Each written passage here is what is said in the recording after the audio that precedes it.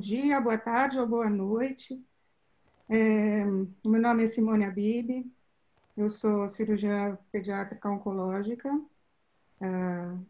chefe do serviço de cirurgia pediátrica do GRAAC, em São Paulo, e sou professora adjunta livre-docente do Departamento de Cirurgia da Unifesp.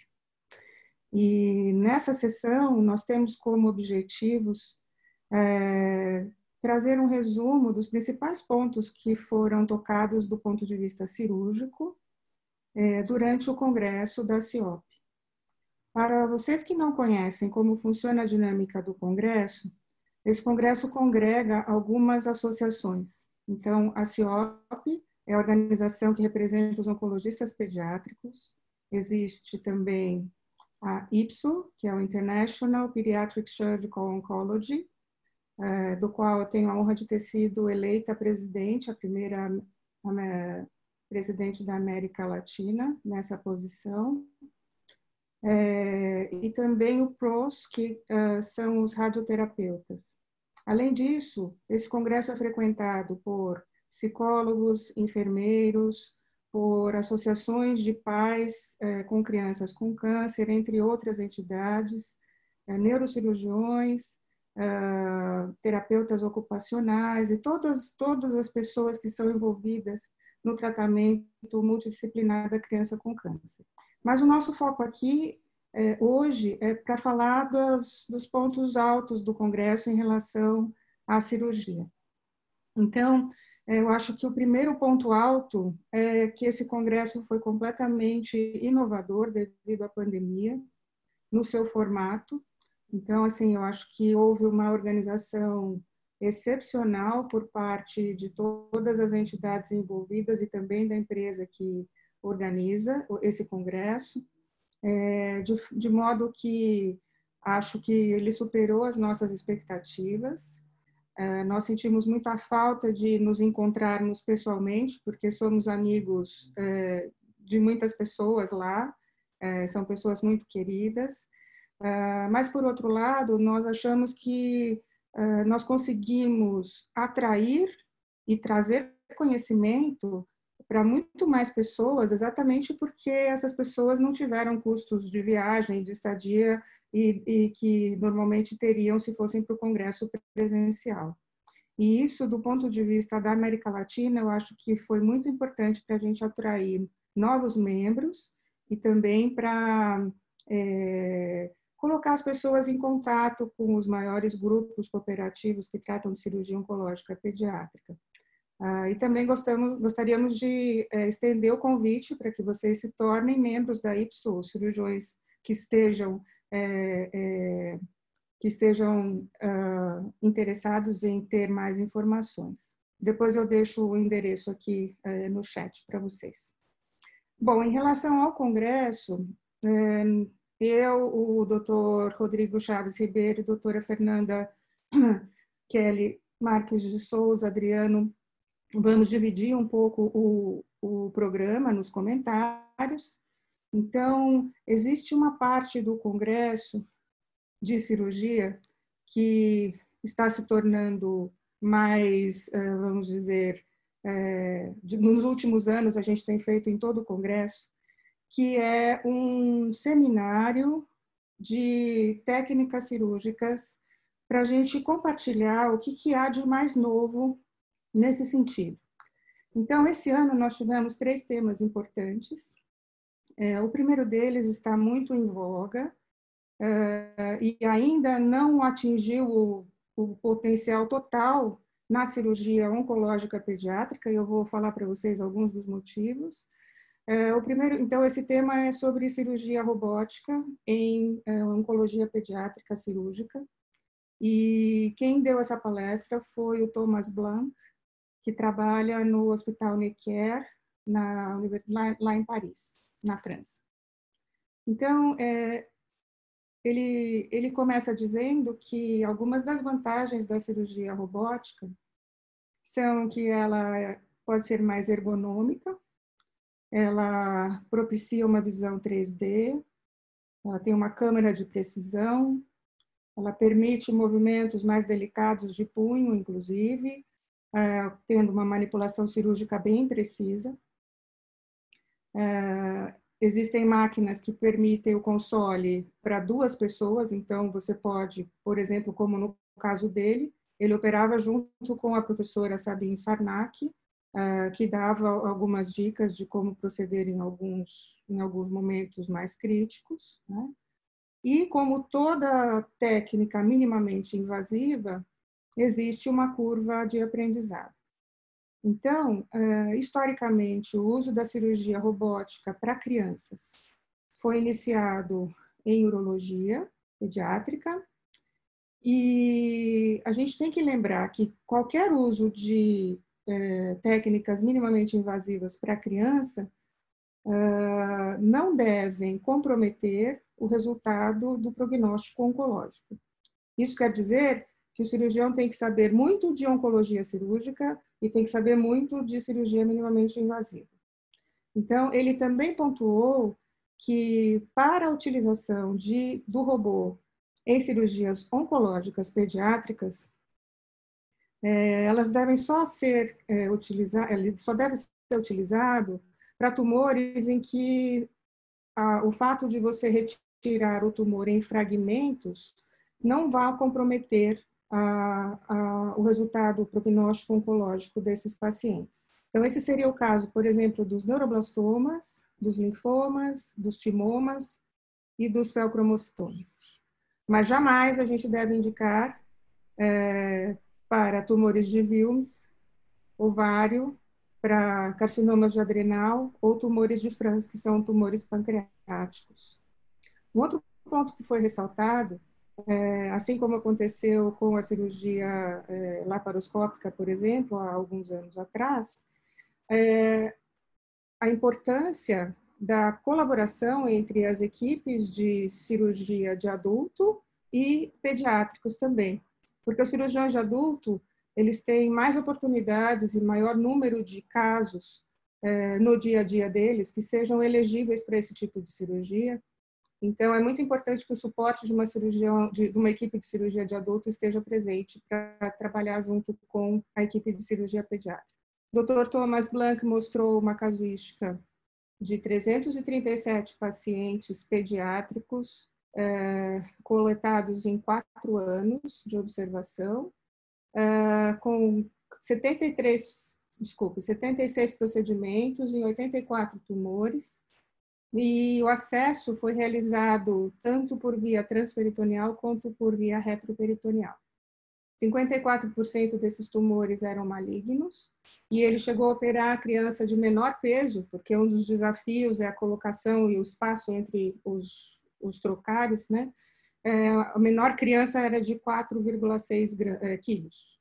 Então, ele relata ainda uma complicação oncológica. Simone? Oi? Posso comentar aqui? Por favor, por favor. Eu acho que é um assunto bem interessante, né, a cirurgia robótica, mas tem essa limitação do peso que você citou, e outra limitação é a distância entre os portais, né, que você citou. Então, na laparoscopia de bebezinho, a gente consegue colocar os portais mais próximos e colocar equipamentos de menor calibre, então de 5, ótica de 5, material de 3 para bebezinho. A robótica ainda tem um portal de 7 milímetros, e a distância, se eu não me engano, é 7 centímetros também entre os portais. Então, você tem que colocar ele em linha. E então, para uma criança pequena, se fazer uma nefré, você tem que colocar um no umbigo, um no tifoide e outro na pube. Então, fica bem distante. Então, essa distância do portal ainda... Mas eu acho que eles têm uma casuística impressionante, né, para a oncologia. Uma casuística enorme. Mas eu acho que todos os casos que eles tinham a possibilidade de fazer por robô, eles fizeram. Eles têm um material que é caro, né? A limitação atual do robô é a questão do custo, e para a gente a limitação da indicação técnica e tal, e até do treinamento, né? O treinamento para o robô, para a gente, é custoso, mas alguns serviços já iniciaram esse programa, né? Sim. Mas é uma coisa para o futuro, né? Eu acho que a gente vai ver cada vez mais esse assunto nos congressos, tanto de oncologia de adulto quanto de oncologia pediátrica. A gente vai sempre atrás, né, do desenvolvimento do adulto, mas a gente chega lá. Ah, sem dúvida. É. Porque todos os movimentos são muito delicados e precisos, né, dessa forma. Então, eu acho que isso vai ganhar um espaço, sim, mas como você disse, a limitação vai ser bastante o custo, né? Só para finalizar, assim, alguns comentários que ele fez sobre a casuística, a experiência deles, eles tiveram uma complicação oncológica num paciente que tinha tumor de Wilms com recidiva pleural, que eles acham que foi devido ao acesso de robótica. Então, isso é uma coisa muito preocupante, que ilustra bem, né? A gente não deve comprometer o prognóstico oncológico de um paciente por uma via de acesso, né? Ele teve ainda 5 complicações cirúrgicas, um pneumotórax, uma lesão de diafragma, uma obstrução por viridas, uma coleção, uma estenose de anastomose.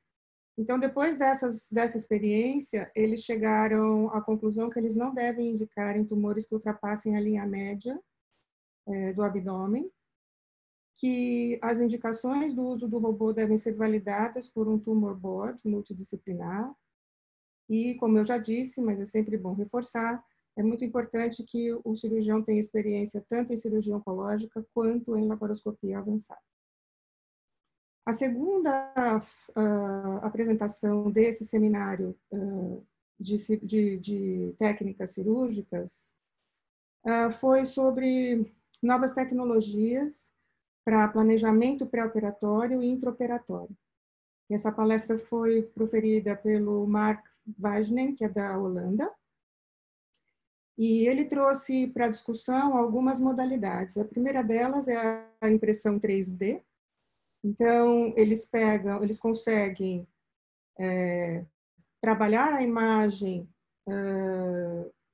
de um paciente e estudar muito bem, eles imprimem como se fosse um modelo mesmo, em 3D, e esse modelo mostra a relação do tumor com os vasos ou com algumas estruturas mais complicadas que devem ser previstas durante o ato operatório. Ele também cita a vantagem de que você tendo esse modelo na mão, é fácil você explicar para os pais, porque é muito mais fácil eles visualizarem o que você vai estar propondo cirurgicamente, o que você vai fazer, né? Ele fala que essa técnica é barata do ponto de vista da impressão e é facilmente acessível, às vezes de um dia para o outro você consegue imprimir e ter aquilo na mão, né? Ele fala que, por exemplo, só para ter uma ideia de custo, né? A impressora 3D custa $5.000 e $10 por impressão. A outra modalidade que ele falou em relação a como novas tecnologias seriam a reconstrução da imagem em 3D também, através da ressonância, da tomografia intraoperatória e da navegação, com realidade aumentada. Então, assim, a navegação já é corriqueiramente utilizada pelos neurocirurgiões, né? Mas isso ainda não está corrente para tumores abdominais, por exemplo. Mas é possível, com essa realidade aumentada, e ele mostrou alguns exemplos disso, você projetar, antes de fazer a incisão no paciente, você localizar onde estão os principais vasos em relação ao tumor. Então, você projeta isso, é uma coisa bem interessante, né? E a última nova tecnologia a que ele se referiu foi a utilização de fluorescência, né? Que também foi tema da keynote da IPSO, proferida pelo professor Eizo Yama, do Japão, que eu vou falar um pouquinho mais para frente. Então, a fluorescência é feita com uma substância que é injetada, que é eles chamam ICD, que é uma substância injetada por via endovenosa, que é o verde hidrocianino em português, mas todo mundo chama ele de ICD, e ele substitui o azul de metileno, por exemplo, quando você quer fazer a avaliação de um linfonodo sentinela, né? esse corante, ele avalia a perfusão tecidual, então isso valia, por exemplo, para você avaliar a viabilidade de um tecido de um enxerto ou de uma anastomose, para você evitar que tenha deiscência da anastomose. E embora esse corante seja muito barato, a grande limitação do uso é a câmera que você precisa para fazer isso brilhar, para ter a fluorescência, né? Sim, depois eu queria comentar sobre esse assunto. Tá bom. Só vou falar do custo da câmera para as Tá. pessoas saberem, daí você comenta.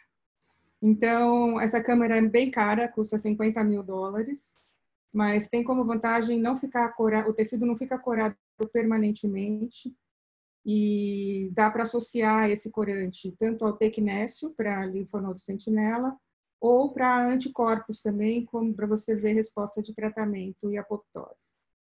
Ele também comentou que seria interessante ter câmeras da fluorescência também para os patologistas, para que eles olhassem, né? Então, essa técnica seria interessante para localizar exatamente onde a gente deveria fazer uma biópsia, porque ele brilha bastante, é bem fácil de ver. Ele mostrou vários exemplos. E localiza também vasos, dutos biliares, o sistema coletor urinário. Para tumores hepáticos é extremamente interessante, porque ele mostra se a sua margem de ressecção está deixando o tumor viável ou não, né? Se você precisa ampliar ainda. A dose utilizada por peso em crianças e permite a utilização de técnicas endoscópicas em maior escala, quando você usa essa coloração com maior segurança. Também você pode localizar metástases pulmonares e linfonodos retroperitoneais. Fala, Chaves.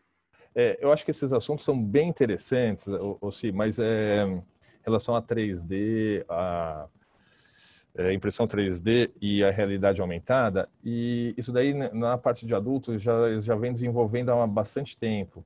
Uhum. Nos cursos lá que a gente participa do IRCAD, que tem o pessoal da França, eles sempre têm uma aula disso, é muito interessante e isso tem sido desenvolvido. Daí a gente tenta transpor isso aqui, a gente tem algumas dificuldades, né? Porque você tem que ter o programa, o técnico que faça a reconstrução 3D, nem sempre vai ficar igual aquela da aula, e depois a impressão. Você tem que ter uma impressora 3D que ela é cara, né? A gente tem serviços que conseguiram fazer, mas no adulto isso daí já é aquilo que a gente vai sempre um pouquinho atrás do adulto, mas eles já desenvolveram bastante isso daí. Tem um francês lá do IRCAD que tem uma aula espetacular sobre o assunto. Eu acho que a gente tem que caminhar, a gente tem que tentar, nos casos mais complexos, para quem faz oncologia, tentar fazer essa reconstrução 3D. O que eu estou verificando depende de um software que a maioria das tomos e ressonâncias permitem que seja feito. Isso. Uma outra questão é a reconstrução, se imprimir. Essa é uma outra dificuldade. Uhum. Em relação à fluorescência, também é um assunto novo que o pessoal de adulto já tem feito. Exige que tenha você pode ter o equipamento aberto ou de laparoscopia, né? A gente tem aqui, no hospital adulto a gente conseguiu trazer um para o infantil, então a gente começou já um programa disso daí, a gente fez alguns casos. A gente usou a referência lá dos japoneses no congresso que a gente foi na CIOP, por isso que é importante a gente participar desses congressos, né? A gente vai vendo para onde está caminhando o desenvolvimento da oncologia cirúrgica pediátrica, a gente tentar seguir isso daí. Então, para o fígado é bem interessante, você tem que injetar 3 dias antes. Nós fizemos um caso, realmente capta, foi o caso inicial nosso, e daí você tem outros usos, que daí você vai ver a dose e o tempo de que você vai usar a fluorescência, a endocianina verde. Então, você pode usar como arteriografia, então você injeta imediatamente no momento que você quer ver. Você pode usar para via biliar, que você tem que injetar 40 minutos a 1h30 antes, tem gente que injeta até 3 horas antes. E como você pode injetar na parte linfática também, como linfonodo sentinela. Foi até o trabalho do pessoal do St. Jude, né, que fez isso daí para tumor de testículo, para fazer a linfadenectomia. Então, tem diversos usos. No entanto, você tem o custo disso. Só que muitos hospitais de adulto já têm. Então, você pode usar em hospitais gerais de adulto, você pode utilizar o aparelho lá do adulto. De novo, a gente pode fazer uma combinação com as equipes de adulto, né? E trazer a tecnologia. Só para complementar aí o que você falou, então, Chaves, já fazendo o link para a Keynote, porque é do mesmo assunto. Então, o professor Eizo Yama, que é do Japão, ele falou que usa então, para função hepática, isso também já é conhecido para avaliar débito cardíaco e também como angiografia de retina. Então, a substância é uma proteína que é excitada por uma luz especial que o olho humano não pode perceber, por isso que precisa dessa câmera aí que é tão cara, né? E como o Chaves estava dizendo, serve para angiografia, linfangiografia, você pode injetar na hora ou 1 hora antes para colangiografia, para você avaliar a clearance de hepatócito. A dose é de 0,5 miligrama por quilo, e aí dependendo para que você quer, pode ser 24 horas antes da cirurgia para metastasectomia pulmonar, 1 a 3 dias antes da cirurgia para cirurgia hepática, como eu já disse, para detecção de imagens e ressecabilidade. E uma das coisas que eu achei muito interessante é que você pode ter em tempo real uma avaliação se teve lesão do duto biliar, né? Ou tardiamente, se o paciente, você tem suspeita que ele desenvolveu uma fístula biliar também, para você identificar. E em casos de ressecções muito extensas de neuroblastoma, que os pacientes eventualmente possam evoluir com ascite quilosa, também é um método interessante para você avaliar qual que é o ponto de onde está vazando a linfa, né? Houve ainda mais uma, nesse simpósio, mais uma fala do Steven Warman, que é da Alemanha, sobre complicações cirúrgicas. E ele gosta bastante desse assunto e sempre fala da classificação de Clavier-Dindo, que é uma publicação já antiga, mas que é um jeito mais objetivo da gente classificar a repercussão, se foi leve, moderada ou grave da complicação cirúrgica. E na fala dele, assim, muito sucintamente, ele deu exemplos de como a seleção adequada de um paciente para uma certa técnica é importante para você evitar as complicações, né? Como que você conduz o diagnóstico e o planejamento de tratamento também, né? Para você prevenir essas complicações. O planejamento e estratégias cirúrgicos, a importância de seguir guidelines, e também dos recursos que você tem localmente no centro cirúrgico para te auxiliar. Então, todos esses fatores são importantes para você prevenir complicações cirúrgicas em tumores, em cirurgia de tumores em crianças. Uma outra sessão que é muito interessante, sempre os oncologistas também vêm para participar quando o congresso é presencial. Normalmente a gente faz, são discussões de casos difíceis. Então, normalmente é bem animado isso.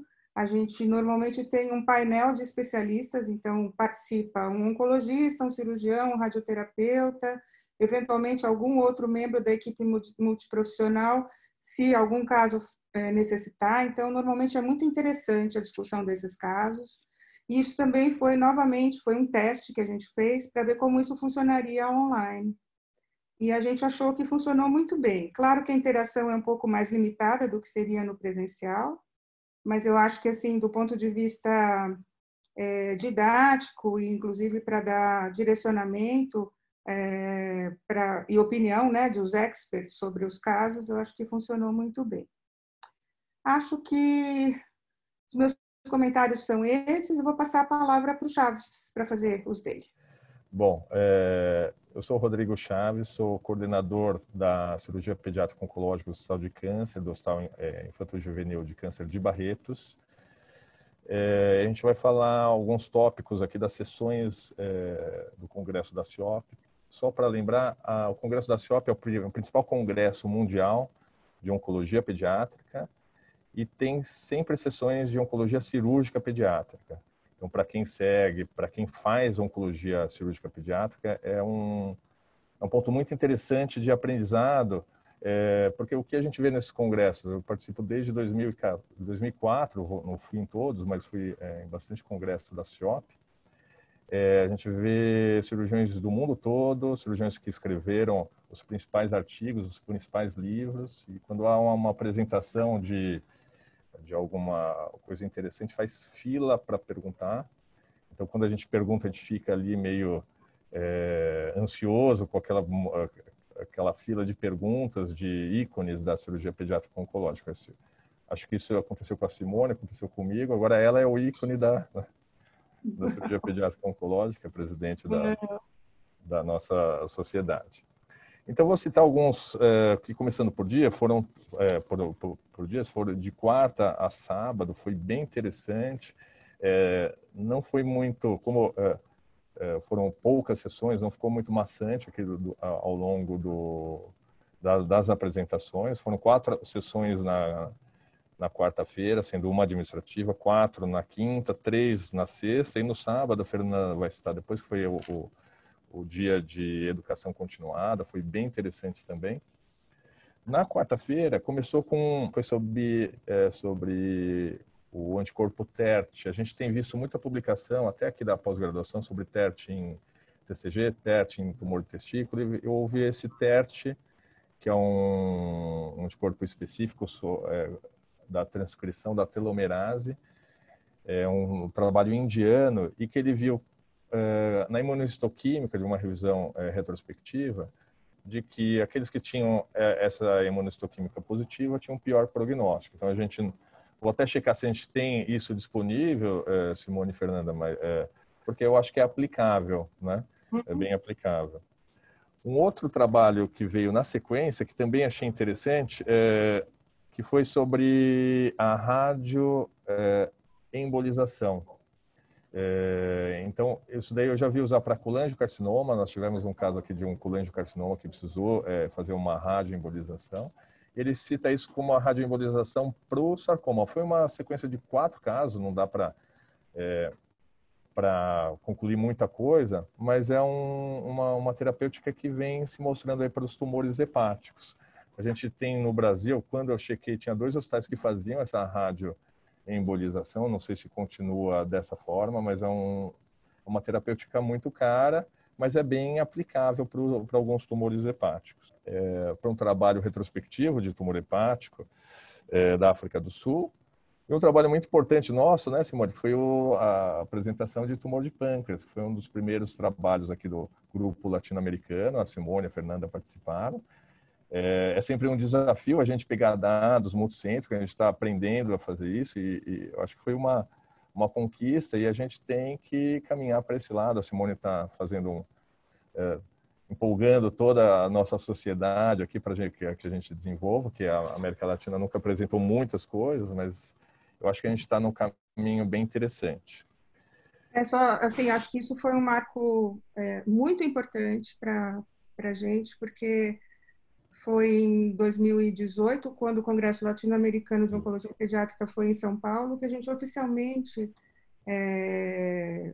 lançou um grupo cooperativo latino-americano, do qual fazem parte muitos países. E, assim, esse trabalho sobre tumores de pâncreas foi o primeiro produto dessa cooperação, que é tão importante. A gente tem mais um em tumor de fígado, que a gente deve apresentar em breve também. E a gente tem alguns desafios para vencer aqui na América Latina, mais burocráticos do que, acho que, como tecnicamente, porque os cirurgiões são muito bons aqui na região também, né? E a gente precisa contar para o mundo tudo o que a gente faz mesmo de legal, né? Então, acho que foi um marco muito importante ter apresentado em nome desse grupo, né? E o Rodrigo que fez isso, né? A gente ficou muito feliz. E daí seguiu por uma sessão de neuroblastoma, que é um assunto sempre difícil, o que eu falo para os residentes, fellows que passam com a gente, que neuroblastoma é um assunto que a gente está sempre aprendendo, sempre tem uma coisa nova. Você relê o capítulo, você tinha um detalhezinho que você não tinha se atentado em outras leituras, então a gente está sempre aprendendo. Também um trabalho interessante da Alemanha, falando da abordagem de 2 cavidades, né? Tóraco-freno, laparotomia com acesso do diafragma, acesso por laparoscopia, do Arman, né, da Alemanha, foi bem interessante, mas eu acho que vale a pena ler, isso daí vai sair nos resumos eu acho que do Pediatric Blood and Cancer, é interessante fazer uma leitura desse resumo. Seguiu por um outro trabalho de Singapura, que falava sobre a ressecção dos linfonodos supraclaviculares nos neuroblastomas, uma casuística de quase 70 pacientes que ele fez isso. Não, eu até mandei no chat, acabou não discutindo isso, mas não é nossa prática de ressecar esses linfonodos quando tem uma diminuição com a quimio e radioterapia, né? Uma coisa até para a gente discutir se para a gente isso vai ser uma prática interessante, porque com esse questionamento até de estudar depois esse assunto. E seguiu por um trabalho italiano bem interessante que usa também no neuroblastoma, que são os IDRFs, né? Os IDRFs, que são os fatores de risco por radiologia, teve uma tese que a Simone orientou e depois a gente se baseou nessa tese para fazer aqui um TCC que foi do nosso colega, que o Dr. Wilson Elias. Ele usou esses IDRFs para quantificar as complicações. Eu acho que esses IDRFs estão marcando aqui a normatização de quando opera, quando não opera, grau de ressecção e complicação, porque vai normatizar mais ou menos como é no mundo. Porque a classificação anterior, que você falava ressecável e irressecável, dependia muito do cirurgião. Agora você tem dados mais objetivos, isso está crescendo muito na literatura. Só para quem não conhece muito bem a cirurgia de neuroblastoma, antigamente a cirurgia ainda mas antigamente era muito mais forte o papel da cirurgia como estadiamento também, né? E aí, um dos fatores importantes é se você conseguir ressecar completamente o tumor ou de forma incompleta. Só que aí depende da experiência da equipe de cada lugar, da agressividade cirúrgica da equipe de cada um do lugar, a gente não conseguia trazer uma objetividade para isso. Então, acho que essa classificação trouxe exatamente e foi validada entre cirurgiões e radiologistas, né? Há alguns anos já que vem sendo utilizada, e nos ajuda também quando a gente julga que um tumor seja irressecável, a mostrar objetivamente para os nossos oncologistas, que são nossos pares, para ficar uma decisão muito mais harmoniosa do que era antes, né? Porque senão parecia que a gente não queria se arriscar ou qualquer coisa. Agora a gente tem um lastro muito maior na identificação desses fatores de risco que o Rodrigo está falando. Eu acho que dessa sessão foi os principais. Teve um outro trabalho de laparoscopia em adrenalectomia laparoscópica. Foi uma série de casos. Isso daí está crescendo muito também. E teve uma sessão na quarta-feira também sobre sarcoma.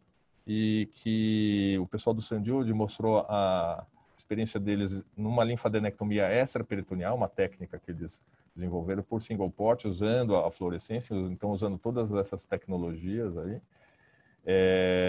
Então, para quem faz laparoscopia, o single port é sempre um desafio, porque você fica ali meio apertadinho, você tem que ter instrumental específico, mas está crescendo muito a cirurgia minimamente invasiva para essas linfadenectomias retroperitoneais e agora com o uso da fluorescência. Eu acho que é bem interessante.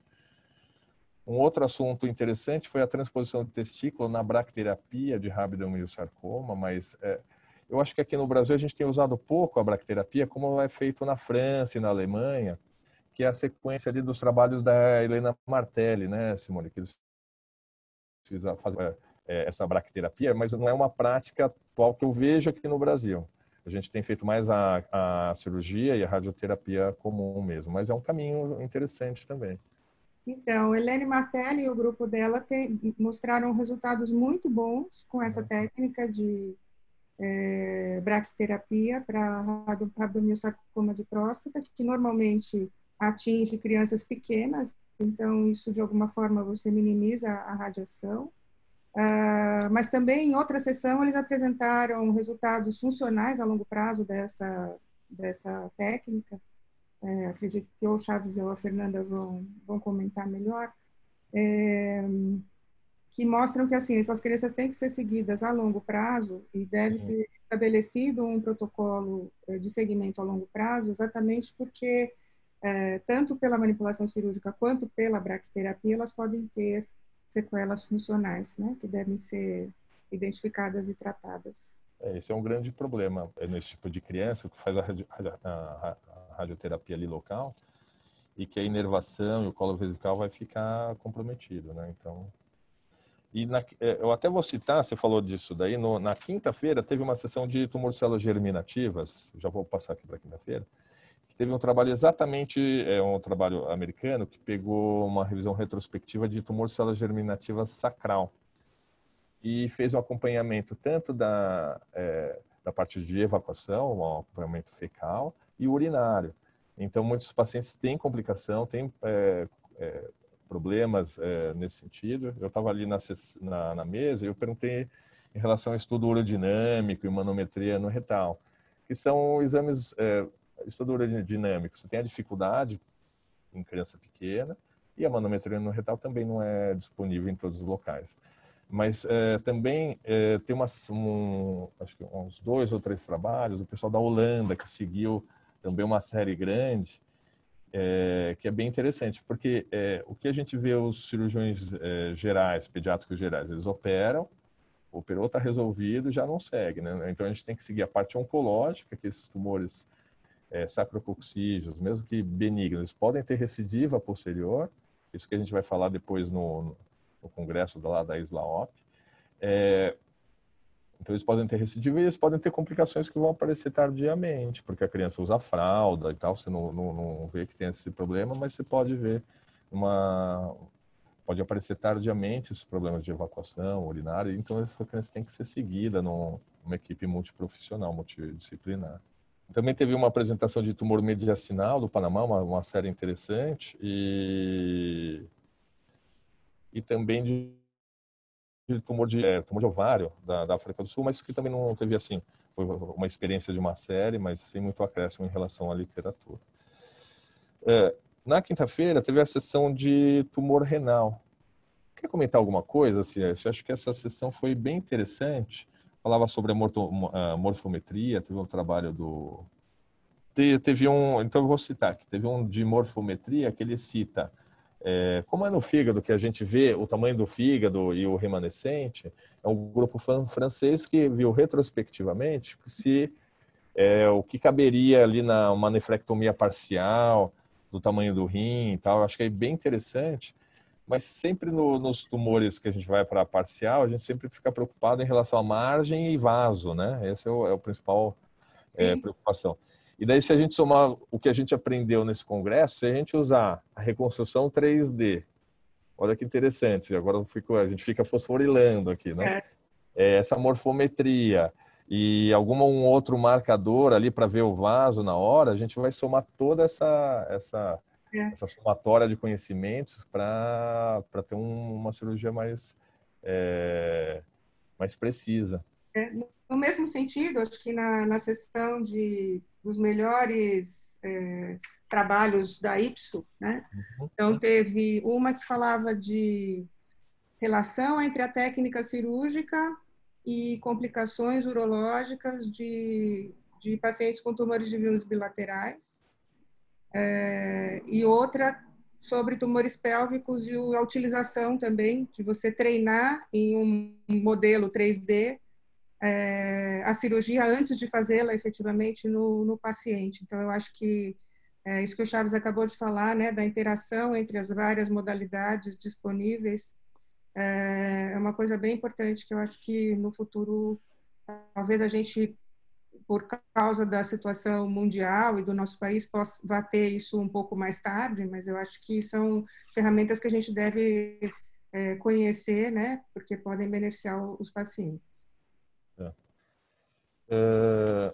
Indo para sexta-feira, teve o caso dos problemas, uma sessão de tireoide, que é um assunto raro, né?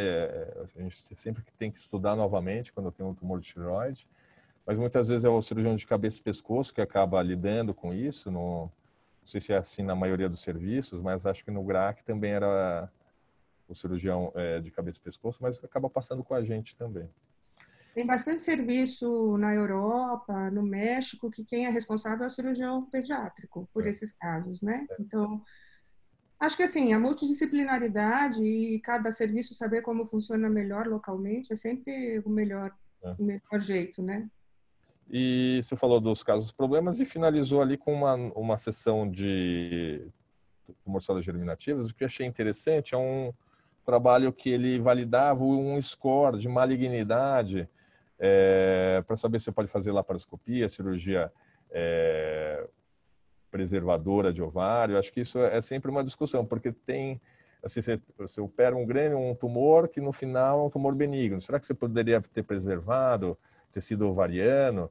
Então essa é uma discussão que se tem na literatura. O nosso protocolo padrão aqui do Brasil é aquilo, salpingoforé para todo tumor.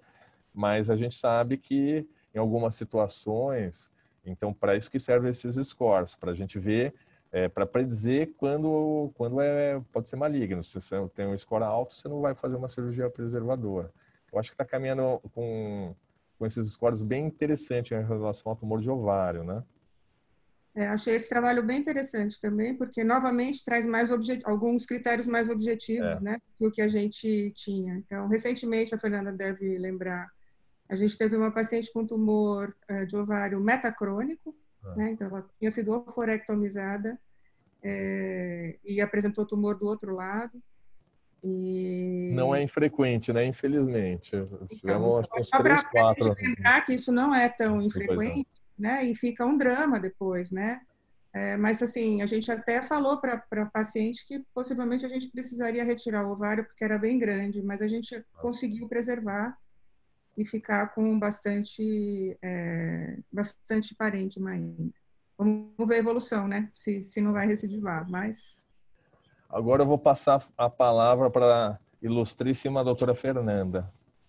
O assunto, Chaves, você estava comentando do ovário, eu acho que é bem interessante. Eu senti um pouco de falta na CIOP, porque foi falar da preservação de fertilidade, que está muito em voga hoje na literatura.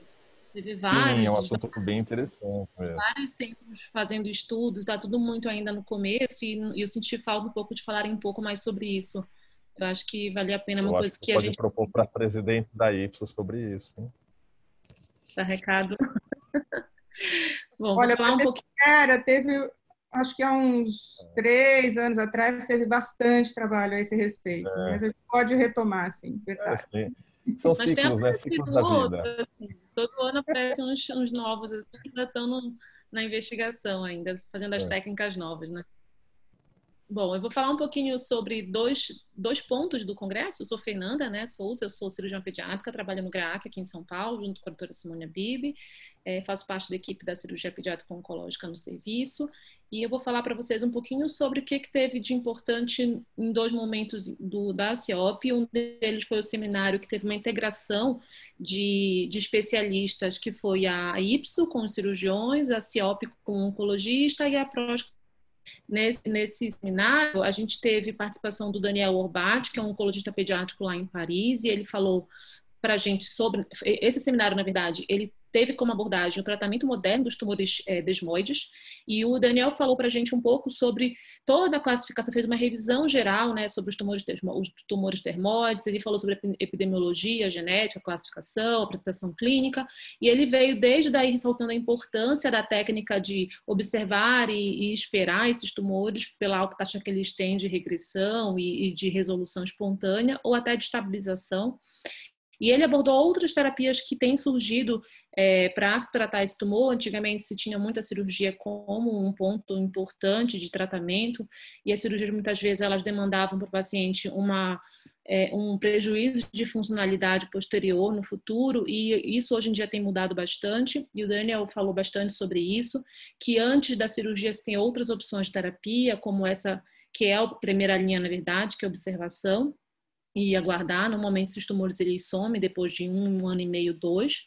E falou também um pouco sobre a terapia com a quimioterapia, usando o metotrexate e a vinblastine, que tem uma excelente resposta. Ele mostrou vários casos que eles têm no serviço deles que teve uma boa resposta para esse tipo de tratamento, e mostrou alguns artigos também da literatura. Falou um pouquinho também sobre outras técnicas que a gente tem feito, que tem se feito estudo na literatura, como a crioablação, o uso de outras drogas diferentes, e até considerou o ponto da gente tratar a fibromatose como uma doença crônica, né? Então, ele abordou isso de maneira bem ampla e bem didática. E aí, na sequência dele, o Daniel Indelicato, que é um radioterapeuta, que é da Universidade da Flórida, ele falou e abordou da mesma sequência, sempre enfatizando a taxa de regressão importante em aderir à não terapia, né? E falou também um pouquinho do papel da radioterapia nesses tumores. Ele pesou o ponto de ser uma terapia que tem uma boa resposta, mas, entretanto, ela tem um risco maior de ter sequelas para o paciente futuramente. Então, se pesar realmente os casos em que se iria indicar, ele comenta na palestra que eles indicam radioterapia para crianças que não são elegíveis à cirurgia conservadora e que também não responderam à terapia sistêmica, mas sempre pesando os casos, sendo que isso é muito raro de acontecer, porque a terapia sistêmica tem um excelente resultado. Na sequência dele veio a doutora Roshini Dasgupta, que é cirurgiã lá no Cincinnati Children's. Ela falou um pouquinho sobre a abordagem cirúrgica desses tumores, também fez um levantamento histórico do papel da cirurgia, que antigamente era a primeira linha de tratamento, mas que hoje em dia a gente, reforçando o ponto da estratégia de observar e esperar. E falou um pouco sobre quais são as indicações de abordagem cirúrgica para esse tipo de tumor, né? Em caso de sintomas progressivos ou crescimento progressivo, preferencialmente depois de um tempo longo de acompanhamento, porque normalmente ela fala que o ideal é se abordar cirurgicamente a partir do 2º ano do diagnóstico, se possível, só quando você tem uma evolução mais segura de que aquilo realmente ou não vai parar de crescer ou não vai regredir, isso está piorando para o paciente e a gente tem um risco maior, então acaba tendo a indicação da abordagem cirúrgica, né? Ou quando esses pacientes se apresentam com quadro de abdômen agudo, né? Que eu acho que, como esses tumores podem aparecer em qualquer parte do corpo, né? Eu acho que o grande desafio seria nos casos abdominais, porque é muito complicado. Às vezes não dá para esperar, como é o direcionamento atual, porque eles podem entrar em situações de urgência que devem ser prontamente tratadas cirurgicamente. E são casos muito desafiadores, né? Especialmente os que estão como sítio no abdômen. Ela abordou bastante esse ponto, ela mostrou vários casos também lá de Cincinnati, exatamente dessa forma que a senhora comentou, né? Acho que na sequência eu vou falar um pouquinho sobre o Educational Day.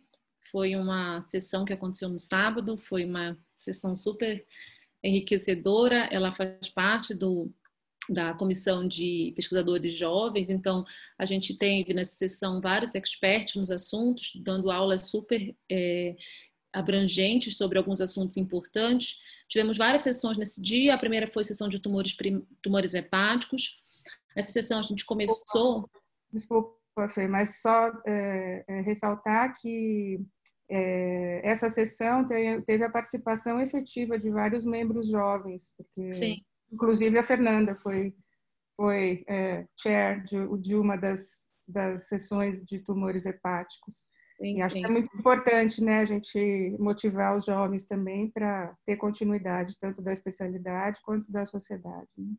Exato, participei sim, aí tivemos outros membros também do Comitê de Cirurgiões Jovens da IPSO participando desse dia aí de aprendizado. E na primeira sessão, que a doutora Simone comentou, fui chair da mesa, a gente falou sobre tumores hepáticos, a gente começou falando sobre a anatomia do fígado, quais são os sistemas de estadiamento, de classificação, falou-se do pós-teste, do pré-teste, sobre ressecção hepática virtual, e essa palestra foi muito bem levantada pelo Tomoru Hishiki, que é um cirurgião do Japão. Ele falou um pouquinho sobre a ressecção hepática virtual, mostrou alguns softwares que eles podem utilizar lá para fazer essa ressecção antes da cirurgia.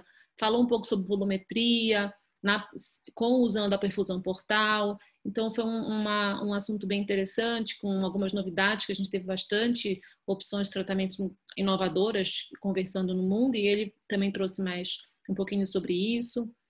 Na sequência, a gente começou falando sobre alguns problemas técnicos para se fazer a hemopatectomia e ressecções avançadas e até o transplante hepático. Essa palestra, quem levantou foi a doutora Rebecca Myers, que é dos Estados Unidos.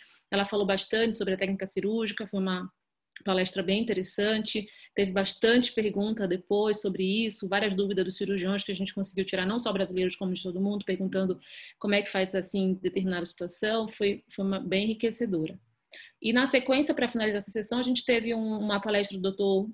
George Fuchs, que falou um pouquinho sobre os tumores hepáticos benignos. Ele levantou um pouco sobre qual é o momento melhor, que a gente tem visto, né, que os exames de imagem têm melhorado bastante, então que a gente tem utilizado muito o exame de imagem para fazer diagnóstico, diminuindo um pouco o número de biópsias.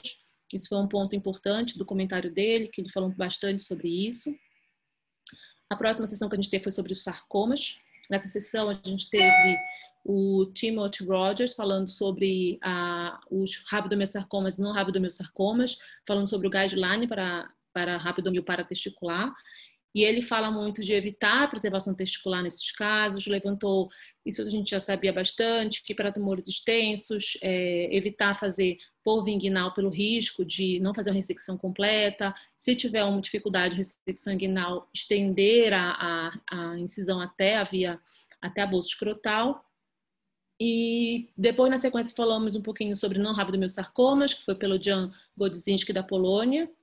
Ele fala sobre o tratamento cirúrgico e ganhou novas perspectivas quando ficou claro que o tratamento sistêmico não oferece as melhorias tão importantes nos futuros próximos. Abordou um pouquinho que a cirurgia é o único método em alguns tumores quimio-resistentes, como, por exemplo, fibrosarcoma, porém é apenas um dos métodos possíveis em alguns tumores quimiosensíveis, como, por exemplo, o sarcoma sinovial. Então, você tem que pesar exatamente qual é a indicação cirúrgica, e a gente tem alguns casos em que a cirurgia realmente é a única opção de tratamento para o paciente. E ele fala que tem dois objetivos principais no planejamento cirúrgico, que é você ter que fazer uma ressecção, se possível, R0, de forma que não seja mutilante para o paciente. Então, pesar esses dois pontos aí é muito importante, né? Na sequência, a gente falou um pouquinho sobre o papel da cirurgia nas metástases pulmonares, com Andrew Davidoff.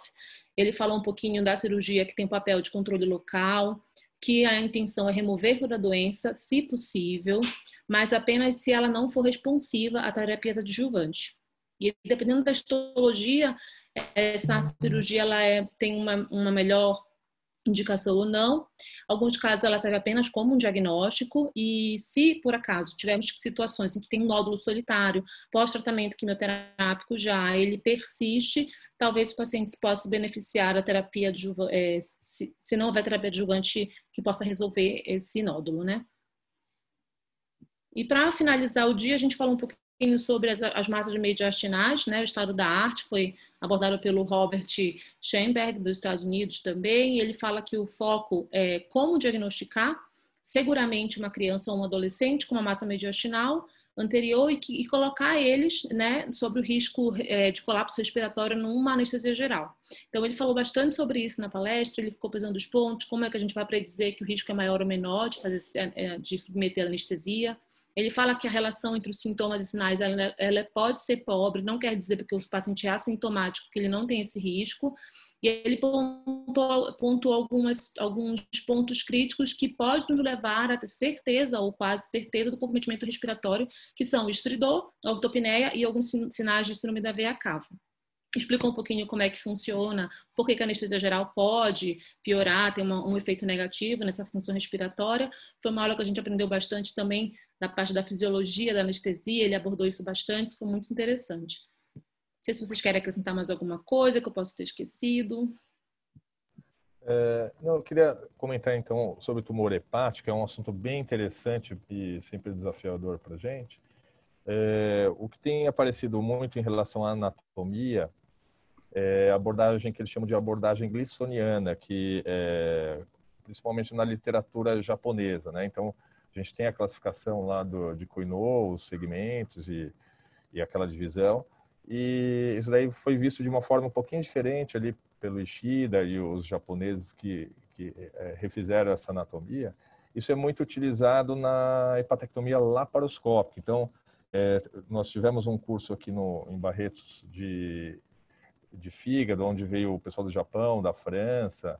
Então, eles usam muito essa visão glissoniana. Então, a gente tem aquela preocupação sempre de fazer aquela dissecção pormenorizada, detalhada ali do hilo hepático, dissecar artéria, veia e ducto, Só que nessa abordagem, quando você pega ali o hilo glissoniano, você liga tudo junto. Então, em algumas situações, eu acho que isso daí pode ser válido, né? Não que não é a nossa prática atual, mas é interessante sempre estudar. E também no fígado, para os japoneses, a fluorescência é muito importante, né? Então, para a margem, para metástases, então para o hepatoblastoma, porque ele capta muito a endocianina verde. Eu acho que é bem interessante se a gente puder ter isso aqui com a gente.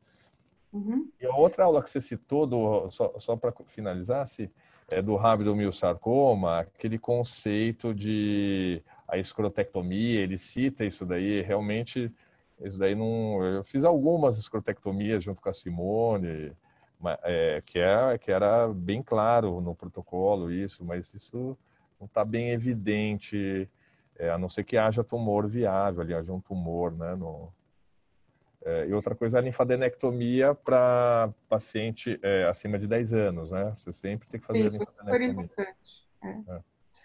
E acho que assim, né, tumores mediastinais sempre são um desafio para anestesista do ponto de ventilatório. Eu acho que a gente, como cirurgião, tem que estar muito atento de prever isso, porque às vezes passa, né? Ou alguém quer fazer isso inadvertidamente no departamento de imagem, só com sedação. Então, assim, tomar muito cuidado com esses casos de tumores mediastinais, porque tem um risco grande, dependendo de como estiver o comprometimento da via aérea ou não, né? Eu gostaria de finalizar agradecendo muito a Bayer e a Sobop pela iniciativa. Acho que isso pode disseminar conhecimentos, nem que sejam por assim pequenos flashes, né? Mas acho que traz um pouco mais de dinamismo. Então, gostaria muito de agradecer a oportunidade. Bom, queria agradecer a Bayer e a Sobop, a Sociedade Brasileira de Oncologia Pediátrica, pela iniciativa e para a gente poder disseminar esse conhecimento que foi muito intenso nesse congresso. Obrigado. Um agradecimento à Sobop e à Bayer por nos permitir disseminar um pouquinho do que aconteceu na CIOP esse ano, que foi um congresso bem enriquecedor para todo mundo. Quem não pôde participar, que pelo menos consiga ter esses pontos importantes que a gente conseguiu captar para trazer para vocês. Muito obrigada.